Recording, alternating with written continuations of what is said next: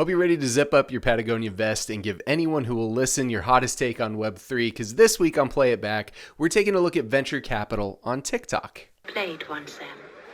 For all time's sake.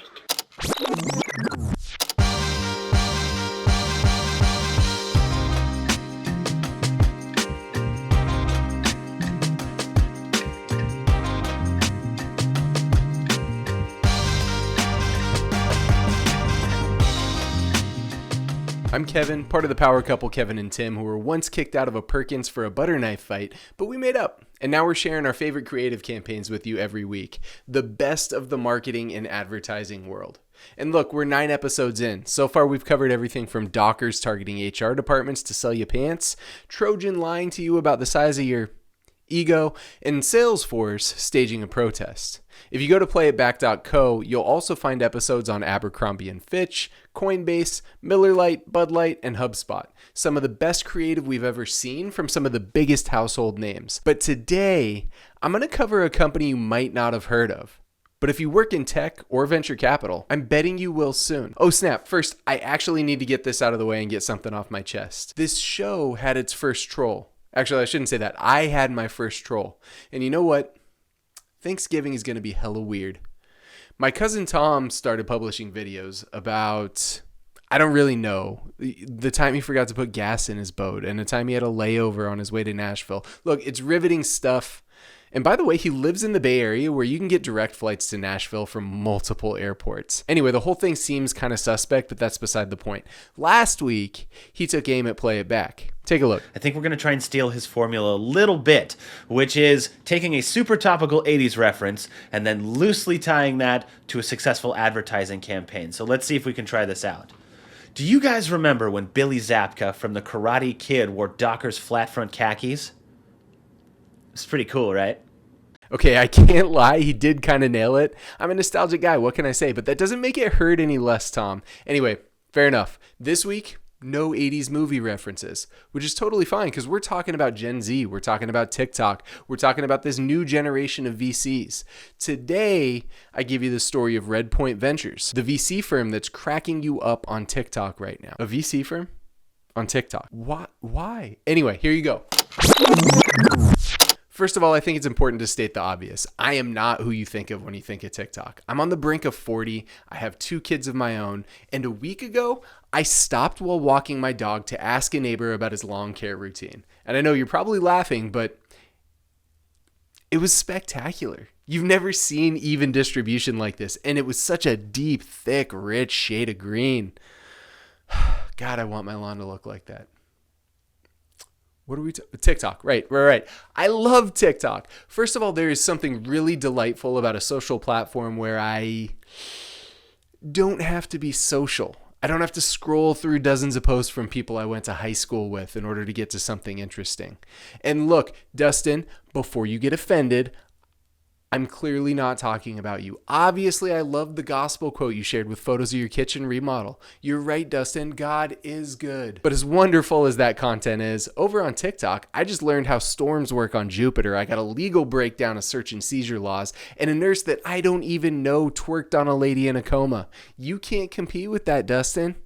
I also saw Rashad Asir from Redpoint Ventures absolutely barbecuing VC and tech culture in one of my newest favorite accounts. My last relationship ended because she thought it was weird that I called 3 of her exes to ask how their experience was. How else did she expect me to do diligence? By the way, we don't have to talk about me the whole time. I'm curious, how do you think about retention with your patients? It's important to think about your business from first principles. I actually wonder if a subscription model makes more sense for you. Yeah, you heard that right. There's a VC firm that hired a content creator on TikTok to make fun of VCs.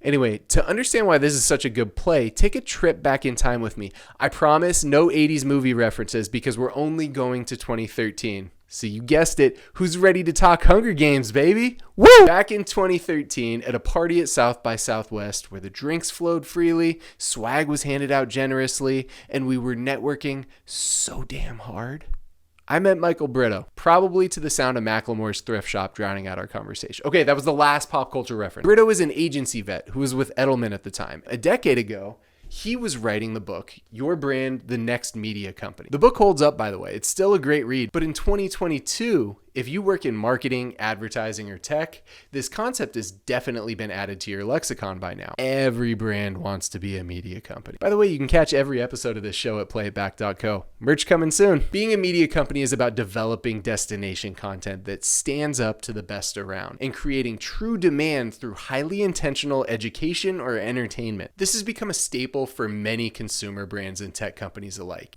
Unless that tech company had its VC board members breathing down its neck for immediate 10x growth. So needless to say, venture capital has been a little bit quieter, spending most of their marketing efforts focused on highlighting its portfolio companies. And I'd be irresponsible if I didn't point out that Redpoint does this too, but we are in a very different time than we were 6 months or a year ago. Coming off a period of crazy growth where mega funds were literally throwing money at founders, and now we're facing an economic recession. Key metrics you should be tracking are growth and new logos. Do what you need to win the market and we'll deploy additional capital as needed. There's only one metric that matters, and that's survival. Wait, but shouldn't we... Survive! Competition among early stage startups will be lower because the mega funds are being more conservative, meaning founders are much less likely to find a bag of cash marked SoftBank falling off the back of a truck. And this, Redpoint believes, will lead to a lower volume of early stage startups, but an uptick in quality.